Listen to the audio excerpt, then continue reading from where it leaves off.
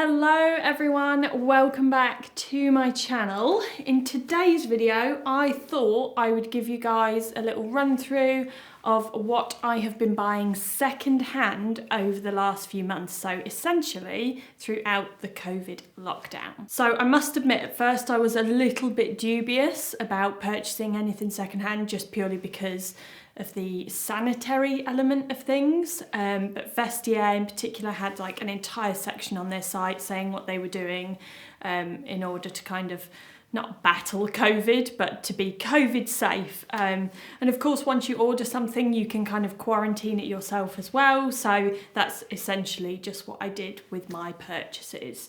So what I'm going to do is I'm going to run through all the things that I bought via the second-hand marketplace in which I bought them. So I'm going to start off with my favourite for luxury goods, and that is Vestiaire. Right, so my first item is this Gucci Horsebit Hobo bag. I think I've got the name correct.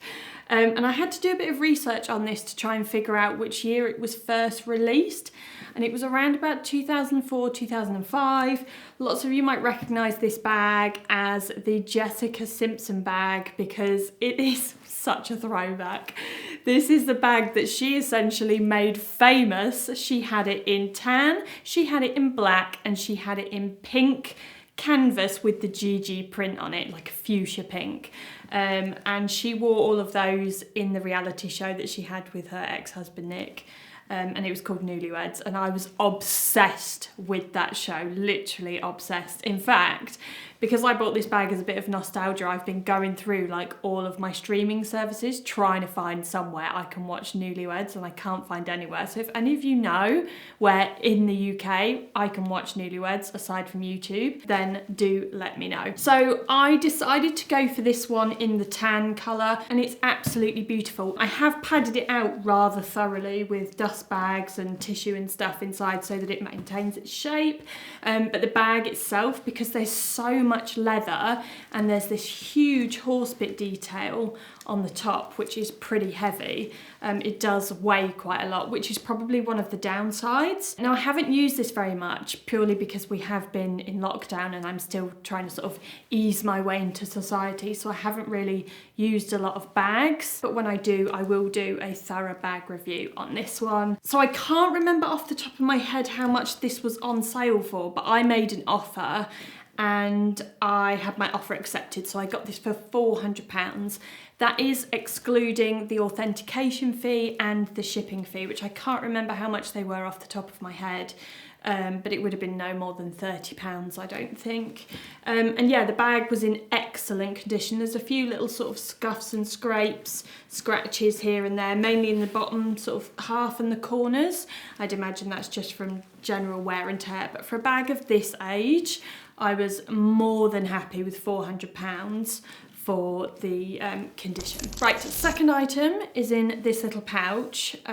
This is actually a spare pouch because these are sunglasses. This is a spare pouch from And Other Stories that I just had lying around because unfortunately these sunglasses didn't come with any kind of pouch or box or case or anything like that. So these sunglasses are from Gucci again. I'm unsure as to what year they're from, but I know that I tried these on at Bicester Village a good couple of years ago, so I'd imagine they would have been a couple of years prior to that, maybe. I'm not entirely sure either of the style name. I am very sorry, I'm unprepared, but I will pop down in the description box below the little code that's on the inside of the arm for anyone that's just like looking to hunt these down. I actually didn't have that style name, I was just relentlessly searching cat eye sunglasses. And these I've actually been after for a while. Since trying them on at Bicester, they were a little bit sort of out of what I was willing to pay for them at Bicester Village. I think they were still like £160 when I tried them on there, and I managed to get these off Vestiaire for £89. Condition wise, they have a few scratches on the lenses, but I am absolutely terrible for looking after my sunglasses. I usually just throw them in my handbag, I put them on top of my head, and then I bend over and they fall off, so these will probably be scuffed and scraped in no time. But yeah, they have this really nice like little mother of pearl inlay detail on the corners. They're a really nice cat eye shape. And yeah, I just had been hunting these for ages, so because of all the extra spare time on my hands during COVID lockdown, I managed to find a pair. Okay, this is my most recent second-hand purchase, and this was a gift to myself, from myself, for my birthday, which was on the 12th of August. So this is back to front. This is the Celine Sangle. I don't know if I've pronounced that correctly because of course I am not French, and when do I ever know how to pronounce things correctly? It is New Celine, as you will see from the logo, so it doesn't have the accent over the E, but this is a Phoebe design, so it's an old Celine design which they have carried on into New Celine. Now I've been looking for this for a good few months. All throughout lockdown I had an alert set for the Sosangle, and I decided, I actually made an offer on an old Celine one. It was in really good condition. It had a little bit of wear on the corners and it was a little bit cheaper. I hate using the word cheap when I'm describing bags that cost this amount of money. It was a little bit less in price, shall we say, than this one, and unfortunately that sale fell through for one reason or another, and I'm not entirely sure why.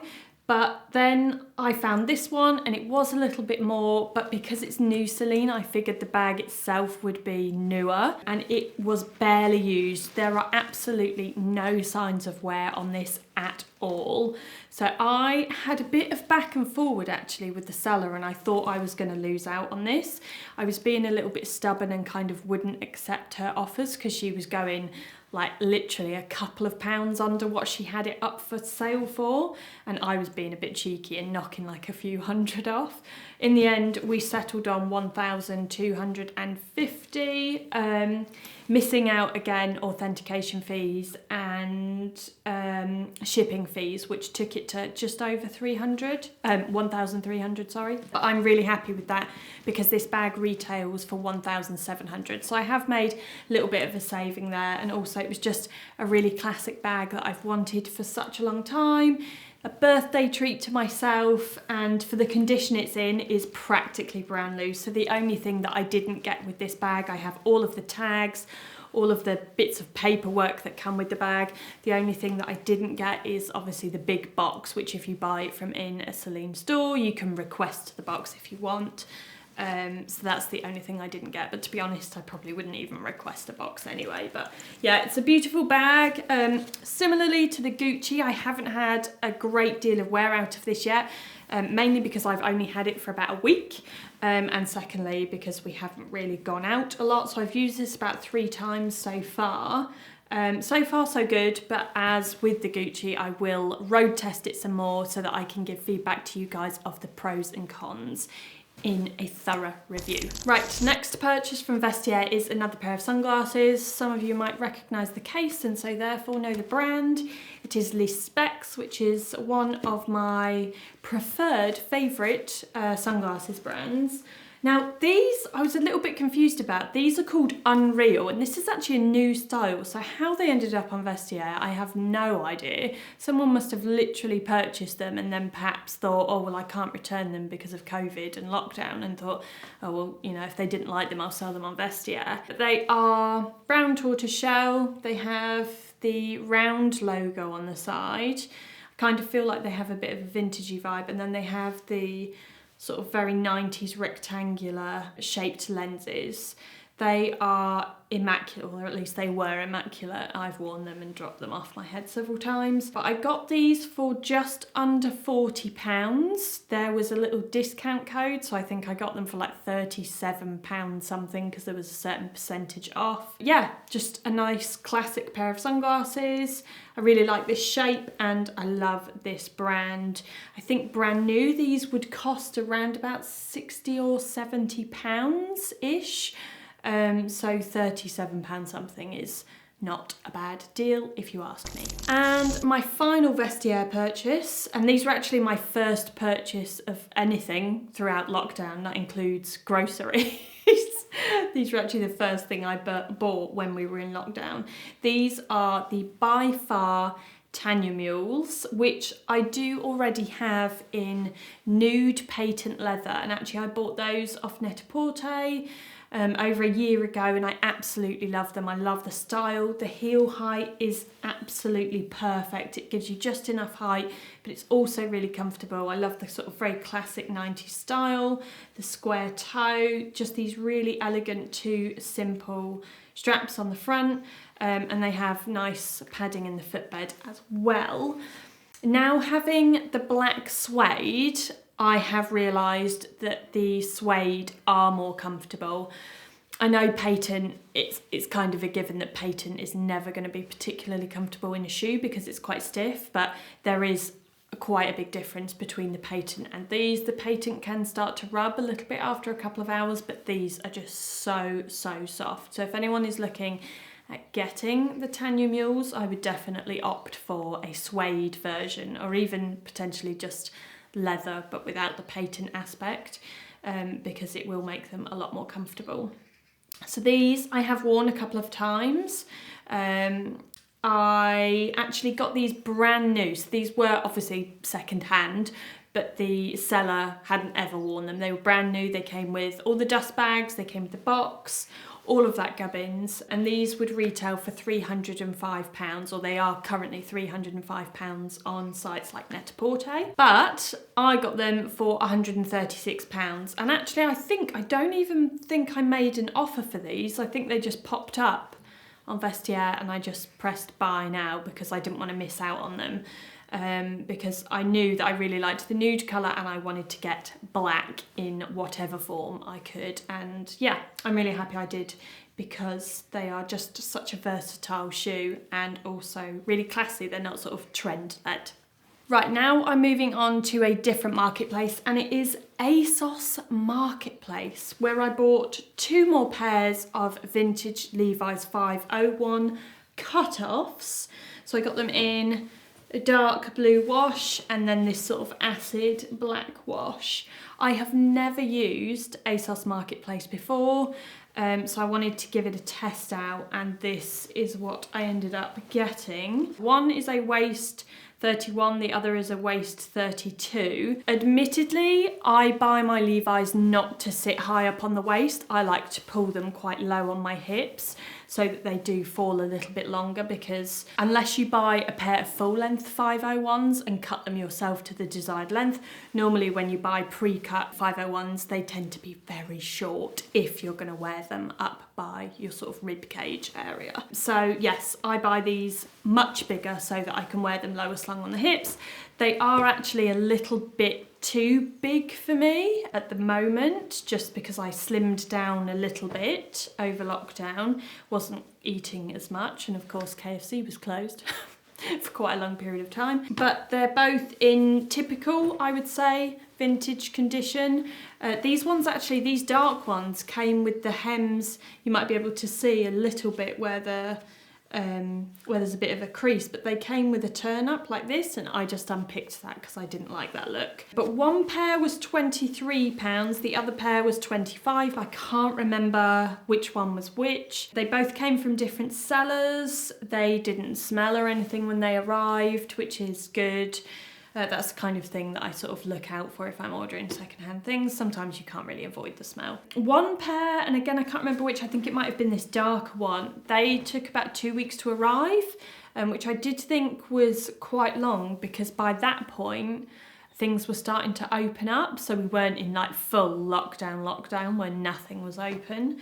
But again, it was lockdown still, kind of, in a way, so I can't really complain about that. £23, £25, probably a little bit more than what I would normally pay. I normally buy my 501s off eBay, and I've got them as cheap as £11 off there before. So I think, I don't know, I'm not sure if I would use Marketplace again. I think it's good for if you kind of want to see something on a model, because most of their things are put on actual humans, whereas on eBay most things tend to be just laid flat on a bed, so that can be quite helpful. But yeah, there we go, my first ever Asos Marketplace order, 2 pairs of 501 cut-offs. Right, now I am moving on to eBay. And with eBay, what I tend to do is I kind of get lost in a bit of an epic search.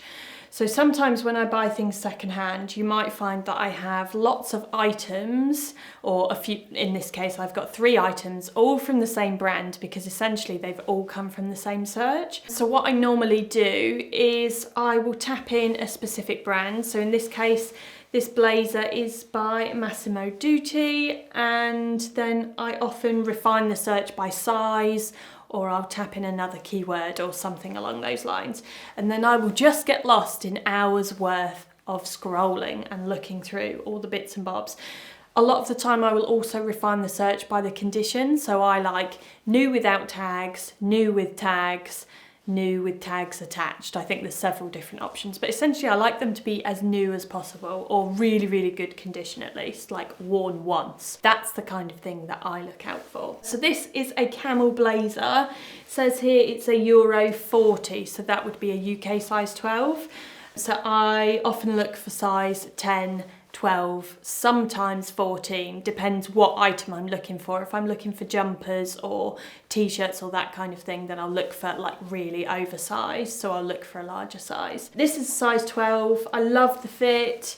It's a really nice fabric. It's quite lightweight, so perhaps not for the really, really hot weather that we've been having, but when it gets a little bit cooler and we have this kind of rainy, thundery vibe going on outside, it is quite nice because it is only quarter lined. So it has all of this back section here. It also has a vent, so, but it has this back section here which isn't lined, so it doesn't sort of make you as in the warmer weather. This was brand new with tags, and I got this for £19.99. I was the only bidder, literally the only bidder for this, and I believe this is actually from the season just gone, so I think it's from autumn, winter, potentially, or it could have even been from the spring collection. I'm not entirely sure, but I did actually see this online before I bought this, and it was like £100 and something, and I was like, wow, winning!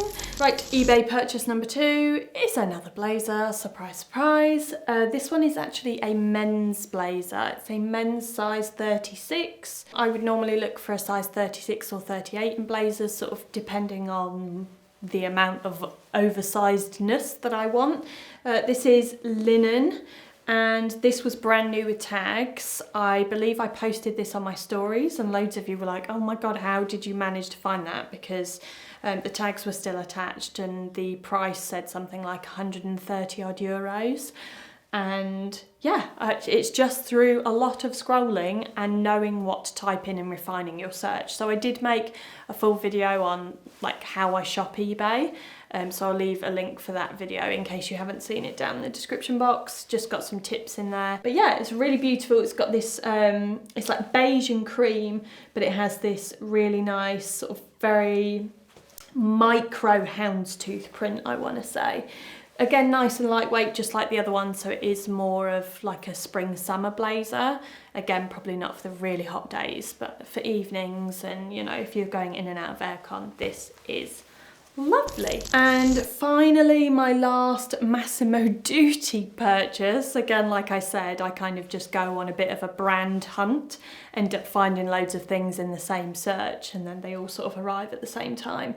This is, and again, I think this is actually another current, or it's in the sale, I think, this, on the Massimo Dutti site, but I managed to get it for £30 on eBay. Again, brand new with tags, so someone's obviously bought it, perhaps they've missed their return date or just not bothered to return it, I don't know. I can't remember how much this was brand new because I threw away the tags really quickly. But it's a nice lightweight fluid trench in like a sort of, I don't know if you would call that khaki green, but it's a nice sort of green colour. Again, really lightweight, so more of a spring summer trench, potentially early days of autumn as well. It's made from a really nice lightweight Cupro fabric, so it's very sort of slinky, it moves nice. Yeah, I just really like Massimo Dutti as a brand. I like their quality, but of course they are quite a they're one of the pricier high street brands, kind of like Arket and Other Stories. So that's why I tend to have a look at what I can buy secondhand first, because for some reason there are a lot of people selling Massimo Dutti, so it's always worth having a look for this kind of thing. Right, now my last 3 items are a bit too big for me to show you, but we will do some cutaways so that you can see what I'm talking about. I also bought some furniture secondhand throughout lockdown. Now these are not technically eBay purchases. I found the seller, who's just a private seller, not a big company or anything. I found this guy on eBay who was selling some things which I liked and kind of got messaging, and then his nephew got involved who owns a shipping company, and it was all just very round the houses, if you will. So I bought 2 Seska chairs. They are reproduction. They're not the genuine article. I did try and find some reproduction ones that I could have potentially sanded down and sort of fixed, but a lot of the ones that I found on eBay and First Dibs, for a start, they're really expensive on First Dibs, but a lot of the things that I found on eBay and Vinteria, they were quite, the condition wasn't quite the condition I was looking for, so I did decide to go for these reproduction chairs. They were in really good condition. The guy said that they'd literally been used a couple of times and then were sort of put in a room that was just never used. So they decided to get rid of them. They had 4, but I only wanted 2, which they kindly did split up the set for me, which was really nice. They were £96 each, which I am more than happy with, because you can try and find some of the sort of new reproduction chairs from lots of different sellers online, and they can be quite expensive still. But yeah, I paid £96 each for those, and they sit in our kitchen at our little round table, which is down by the sliding doors. So that's kind of like a little breakfast area. We've actually been having our dinner there most nights when it's been really hot. And then this second purchase, which was actually from the same guy, and he said to me, oh, I know you kind of like this mid-century style. We actually have, again, another reproduction, Eames lounge chair, or Ames, however you want to pronounce it. And I said, oh my God, okay, I'm definitely interested in this. And I was worried about what colour he was going to say, and then he said it was in black. Well, Simon has been and tried the authentic original version in John Lewis, but it's like £6,000 including the footstool. And I completely appreciate the design element. I know lots of people will not agree with reproduction or replica furniture, but unfortunately for us, £6,000 on a chair with 5 dogs being the main point, it just no. The dogs have been sitting on it, they jump up, they scratch, and so we just couldn't spend, you know, upwards of £6,000 on a chair. So I did buy this reproduction chair off him, and it was, I think, I can't remember, but it was about it was either £960 or £980. Now you can get reproduction Eames lounge chairs with the footstool, the set. You can get them from about £699, potentially even cheaper, but I did a lot of research on this chair because I was trying to find a more affordable alternative for Simon, because he really liked this chair. And you can get some cheaper online, but I would just really recommend doing your research, because a lot of them are really plasticky leather. The leather smells like not very nice. They don't look necessarily the same. The leather's really shiny. There's also a difference in measurements with how high the chair sits off the floor. So I wanted the one that I bought to be as close to an original as possible, even if it meant paying a little bit more. So even though this was secondhand, it literally is immaculate. Again, the guy said it had been used a couple of times. It has a tiny little mark on the back of the chair, like a little chip out of the walnut veneer. But aside from that, it's in absolutely immaculate condition, and it is so comfortable. Simon loves that chair. He games in it all the time.